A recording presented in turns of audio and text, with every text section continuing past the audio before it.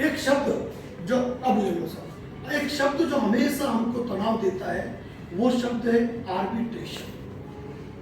ठीक है, ये ध्यान रखना, आर्बिट्रेशन में मेरा एक शब्द कहना होता है कि यदि आप प्रॉपर तरीके से आर्बिट्रेशन को ऑब्जेक्ट करें तो किसी आर्बिट्रल अवार्ड से आपके घर का एक चम्मच नहीं उठाया जा सकता है। लेकिन वहीं पे मैं दूसरी बात कहूंगा कि यदि आप आर्बिट्रेशन के लाख ऑब्जेक्शन दे दो, आपके घर का चम्मच क्या सब कुछ उठाया जा सकता है। मतलब मेरी बात दो पार्ट में, एक चम्मच भी नहीं उठाया जा सकता और एक चम्मच नहीं वह तमाम चीजें उठाई जा सकती है।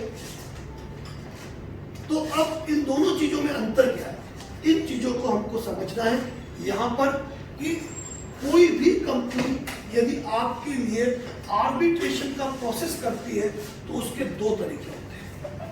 पहला तरीका होता है कि कंपनी खुद आर्बिट्रेशन प्रोसेस चालू करती है, कंपनी खुद आर्बिट्रेशन का प्रोसेस चालू करती है। और दूसरा तरीका यह होता है कि कंपनी हाईकोर्ट के माध्यम से आर्बिट्रेटर अपॉइंट करने का विकल्प लेती है। अब ये दोनों चीजें अलग अलग दृष्टिकोण में है, लेकिन आपने एक चीज देखी है कि मैक्सिमम कंपनीज जो भी हो, चाहे वो बैंक भी क्यों नहीं हो, ये विकल्प अपनाता है और ये विकल्प नहीं अपनाता है। जबकि अगर कंपनियां ये विकल्प अपनाए, ठीक है, तो हमारे पास कोई रेमेडी ज्यादा नहीं होती है, होती जरूर है, ज्यादा नहीं होती है। तो हम आज दोनों मुद्दों पे करेंगे। तो पहले आप कौन सा मुद्दा देखना चाहेंगे, ये वाला कि वो वाला? कंपनी वाला। अब कंपनी वालों में एक बात ध्यान रखना, मैं एक बात कहूं, हमारे लिए सबसे अच्छी और सबसे सुलझी हुई बात यह है कि कंपनियां ये काम करती है और ये काम करती है, इसीलिए हम आज की तारीखों को यानी कि आप लोग जिसको हरेसमेंट समझ रहे हो वो आपके लिए वरदान है। यानी कि कंपनी जो खुद आर्बिट्रेशन की कार्रवाई करती है वो आपके लिए एक वरदान है। अगर कंपनियां ये ना करें और यहां चली जाए तो हमको दिक्कतें होती है। अब यहां पर कंपनी जब आर्बिट्रेशन की प्रक्रिया करती है तो एक बात बताऊं कि आपने एक चीज देखी होगी, जो भी लोन एग्रीमेंट होता है उन लोन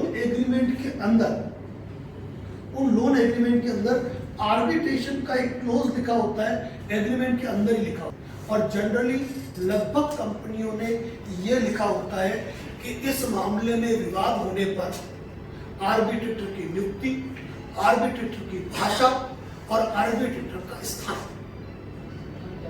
कंपनी तय करेगी और आर्बिट्रल अवार्ड दोनों पक्षों पर बाध्यकारी रहेगा, प्रभावी रहेगा।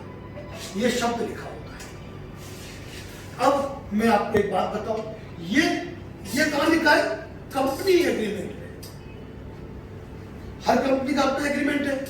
अब मैं आपको बताऊं कि आर्बिट्रेशन एक्ट में यह प्रावधान है कि आर्बिट्रेटर दोनों ही पक्षों की सहमति और स्वीकृति से नियुक्त होता है। ये किसमें लिखा है? कानून में। ये किसमें लिखा है?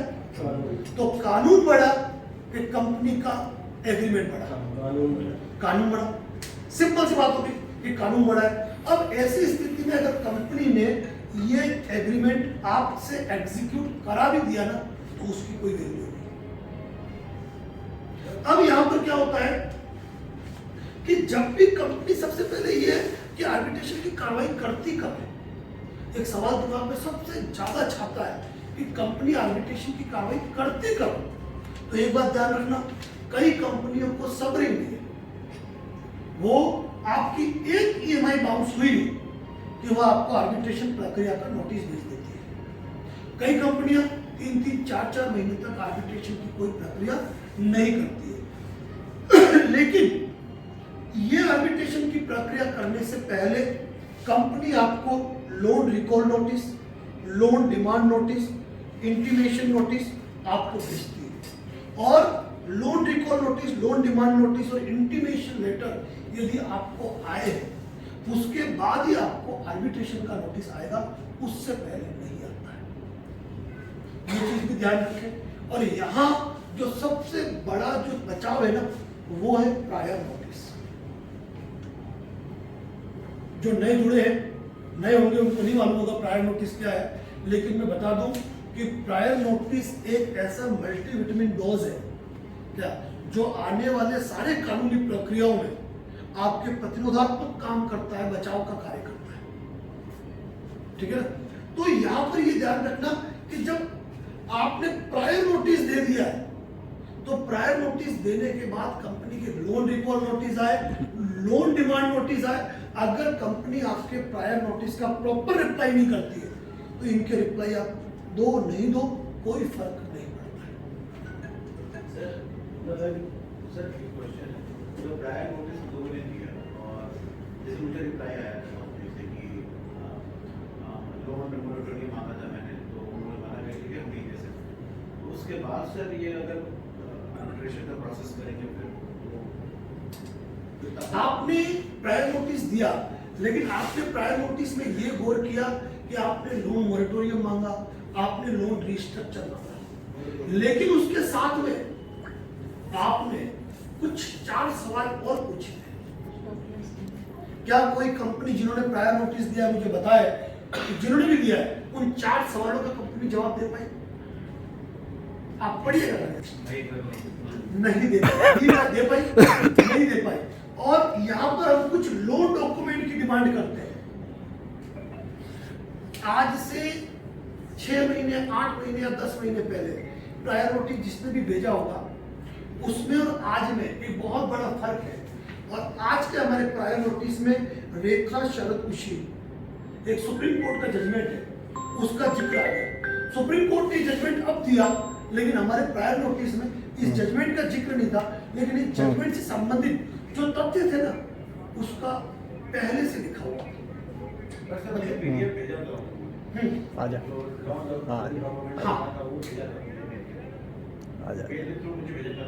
कंप्लीट नहीं भेजना। आप ये देखना आपने कौन कौन से डॉक्यूमेंट मांगे थे। लोन डॉक्यूमेंट मांगा था बस। आप यही गलती होती है कि लोन डॉक्यूमेंट क्या होता है। सिक्योर लोन में, अनसिक्योर लोन में, मैं इसीलिए कह रहा हूँ कि अपन टॉपिक से भटक जाएंगे। लोन डॉक्यूमेंट में अगर अनसिक्योर लोन भी है, तो उसमें भी 9 प्रकार के डॉक्यूमेंट होते हैं। क्या आपको 9 प्रकार के डॉक्यूमेंट आ गए? नहीं आए। ठीक है, इसलिए प्रायर नोटिस पे आज तक अगर आप अच्छे तरीके से देते हो, कोई भी कंपनी न तो उन सवालों के जवाब देगी, उनका सीधा साधा रटा रटाए जवाब, हम loan moratorium, loan restructure possible हमारे लिए नहीं, बस आप ईएमआई पे करो। लेकिन उस नोटिस की एवज में जो प्रॉपर रिप्लाई देना चाहिए वो नहीं देते। और इन केस सर अगर मान के चलिए मैं नोटिस में आया और मुझे मिला नहीं, किसी मेल मैंने चेक नहीं किया या सर जहाँ ऑफिस पर ये टॉपिक ऑटोमेटिक आ जाएगा। इसलिए मैं कह रहा हूँ कि अपन जब आगे बढ़ेंगे ना, तो ये सारे टॉपिक अपने आप कवर होंगे। अब यहाँ पे सबसे पहला नोटिस आता है आपको धारा 62 का, सेक्शन 62। सेक्शन 62 में क्या है कि मेरे और राजेश जी सिन्हा साहब के, सॉरी सिन्हा साहब के, राज सिन्हा साहब और मेरे बीच में कोई विवाद खड़े हो गए। ठीक है, वही विवाद आपका कंपनी के साथ हुआ कि आप लोन की ईएमआई नहीं भर पाए। ऐसी कंडीशन में कंपनी ने आपको एक नोटिस भेजा कि आर्बिट्रेशन एंड कंसिलिएशन एक्ट की धारा 62 के तहत हम मध्यस्थता करना चाहते हैं। आप वीडियो कॉन्फ्रेंसिंग में जुड़े, हम आप दोनों को बैठा के बात करेंगे और इसका कंक्लूजन निकालेंगे। इसका कंक्लूजन निकालेंगे कि आपके मैटर में क्या हो सकता है। आप अभी बात बताओ, कंक्लूजन पे कौन जाएगा? अपने पास पैसा होगा तो जाएंगे, पैसा नहीं तो हम क्या कंक्लूजन करेंगे? कुछ भी नहीं। तो इसको हम इग्नोर करें, कोई फर्क नहीं पड़ता है। धारा 62 के नोटिस का जवाब दो नहीं दो कोई फर्क नहीं पड़ता है। लेकिन एक चीज ध्यान रखना कि इसके बाद एक नोटिस आता है धारा 21 का। धारा 21 का, धारा 21 में क्या होता है सुनना। नोटिस आया, आपका नाम लिखा है, आपकी फर्म का नाम लिखा है, सब्जेक्ट में सेक्शन लिख दिया 21, 3, 4, 5 आर्बिट्रेटर के नाम दे दिए। या 4-5 आर्बिट्रेटर ट्रिब्यूनल के नाम दे दिए और कह दिया इनमें से किसी आर्बिट्रेटर को चुनो, कह दिया। आपने इस नोटिस के मैटर में इतना तो एक बात बताओ, अगर आज राज सिन्हा साहब और मेरे बीच कोई झगड़ा हो जाए और राज सिन्हा साहब के आप फ्रेंड है, अच्छे फ्रेंड है, और हम दोनों में झगड़ा हो गया और राज सिन्हा साहब कहते हैं कि मेरे मिलने वाले मेरे पे परिचित है वो आर्बिट्रेटर बन जाएंगे, तो क्या मैं स्वीकार करूंगा? क्योंकि सीधी सी बात है, दोस्त है, एक थाली में खाते हैं, शाम को पेग लेते हैं, क्या तो वो तो उनके पक्ष में बात करेंगे। तो जिन लोगों के नाम भेजे उनको तो आप जानते ही नहीं।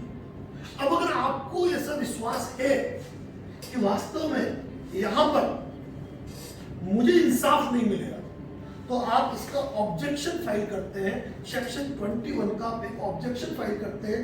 लेकिन ये ध्यान रखना, जब तक आर्बिट्रेशन का अवार्ड नहीं हो जाएगा, मैक्सिमम कंपनियां 99% कंपनियां ये सारे नोटिस आपको मेल से भेजती है, रजिस्टर्ड पोस्ट से नहीं भेजती है। 99% कंपनियां अब रजिस्टर्ड पोस्ट से कब भेजेगी? अवार्ड लास्ट वाला काम पक्का करते हैं, क्योंकि इनको जाना है कोर्ट। अब 21 का नोटिस दे दिया, 21 के नोटिस में आपने खुला कह दिया कि भाई जो नाम आपने भेजे हैं हम तो उनको जानते ही नहीं है। जो 2, 4, 6 बिंदु है, उन 2, 4, 6 बिंदुओं पर आपने अपनी आपत्ति दे दी। बावजूद आपत्ति आपने उनको दरकिनार किया है कि हमको आर्बिट्रेशन की जरूरत नहीं है, मैं आर्बिट्रेशन पे अपनी सहमति नहीं देता हूं। बावजूद आपको एक नोटिस आता है अंडर सेक्शन 11 आर्बिट्रेटर अपॉइंटमेंट का, और यही चीज यहां पर भी आती है। अब सेक्शन 11 में ये आपको सूचना देते हैं कि हमने XYZ पर्सन को आर्बिट्रेटर या आर्बिट्रेटर ट्रिब्यूनल हमने अपॉइंट कर दिया है, और एक लेटर आपको भेज देंगे मेल के जरिए। वहां कोई अलग जवाब नहीं जाएगा, आपने यहाँ पे जो जवाब दे रखा है वो जवाब PDF बना के आप इसको मेल करेंगे कि मैं ऑलरेडी ऑब्जेक्शन दे चुका था, मैंने सहमति नहीं दी, आपने आर्बिट्रेटर अपॉइंट किया वो गलत है, मेरा जवाब PDF अटैच। आपने ये जवाब इनको भेज दिया, मतलब धारा 21 भी हो गई, धारा 11 भी हो गई। अब यहां तक आपने जो भी जवाब दिए वो किसको दिए? कंपनी को या उनकी लीगल फर्म। अभी तक आर्बिट्रेटर नहीं आया है, अभी तक आर्बिट्रेटर नहीं आया है, यानी कि अभी तक आपको जो कॉरेस्पॉन्डेंस कर रहे हैं वो कंपनी कर रही है या कंपनी की लीगल फर्म कर रही है। तो अब क्या होता है कि हमको यहाँ पे सीधा आर्बिट्रेटर का नोटिस आएगा इसके बाद, और आर्बिट्रेटर ये कहेगा कि मैं इम्पार्शियल हूं, मेरा कंपनी से कोई लेना देना नहीं है, मैं इतने आर्बिट्रेशन कर चुका हूं, और नॉर्मल अपने ब्यौरा देगा। कुछ आर्बिट्रेटर तो इतने फर्जी है कि वो अपना एड्रेस तक भी नहीं देते लोग क्या। तो इसने आपको नोटिस भेज दिया, और हम यहाँ पर आगे तनाव में हम क्या सोचते हैं, मैं 2 बार तो जवाब दे चुका हूँ, कितनी बार जवाब दूं? एक बात ये भी ध्यान रखो, कंपनी ने आपको 10-20 लाख रुपए का लोन दे रखा है, तो क्या वो अपना पैसा निकलवाने की कोशिश नहीं करेगी? और आप एक पोस्ट करके थक गए, ये कितना काम कर रहे हैं। लेकिन हम जो जवाब दे रहे हैं वो रजिस्टर्ड पोस्ट से दे रहे हैं। आर्बिट्रेटर का नोटिस आया, आर्बिट्रेटर का नोटिस आते ही आपने इसका जवाब भी रजिस्टर्ड पोस्ट से भेज दिया। यहां तक आप मेल खेलोगे चलेगा, लेकिन आपको जितना हो सके मैं रजिस्टर्ड पोस्ट की सलाह दूंगा। ये भी कहूंगा कि रजिस्टर्ड पोस्ट अब लगभग बंद हो चुका है, अब स्पीड पोस्ट है। तो यह भी आपने जवाब भेज दिया। कुछ आर्बिट्रेटर, अच्छे आर्बिट्रेटर के नाम होगा, जिनमें कौशिक चौधरी नाम शामिल है, जिनमें विलास तांबे नाम शामिल है। ये ऐसे आर्बिट्रेटर हैं जिन्होंने अगर 2 बार उनको ऑब्जेक्शन मिल गया तो उन्होंने अपनी आर्बिट्रेशन प्रक्रिया विड्रॉ की। लेकिन एक बात बताओ कि अगर मान लीजिए मुझे किसी कंपनी ने आर्बिट्रेटर अपॉइंट किया, किसी कंपनी ने मुझे 5,000 रुपए की फीस दी, किसी कंपनी ने मुझे 5,000 रुपए की फीस दी। अब उस स्थिति के अंदर अगर मुझे कोई ऑब्जेक्शन आ जाता है और मैं कहता हूं नहीं भाई मुझे तो ऑब्जेक्शन आया, मैं काम नहीं करूंगा, तो क्या ये कंपनियां मुझे भविष्य में काम देगी? नहीं देगी। सिंपल सी बात है। तो इसीलिए ये क्या करते हैं, आपको और नोटिस भेजते हैं, और नोटिस भेजते हैं, और आपकी एक गलती का इंतजार करते हैं कि आप एक गलती कम कर दें। ये इसके बाद भी आपको 3 बार नोटिस भेजेंगे, आपको तीनों बार उसकी आपत्तियां देंगे। ये इंट्रीम अवार्ड पास करेंगे, और इंट्रीम अवार्ड में क्या, आपके बैंक को बेच के आपका जो अकाउंट इनके पास मौजूद है मैक्सिमम वही, उस अकाउंट को ये होल्ड कर देते हैं, और हमारे दिमाग में तनाव चालू है, जबकि हमारा पहले ही माइनस 16,000 का बैलेंस है, लेकिन हम तनाव में वास्तव में। और उसने मेरा अकाउंट होल्ड कर दिया।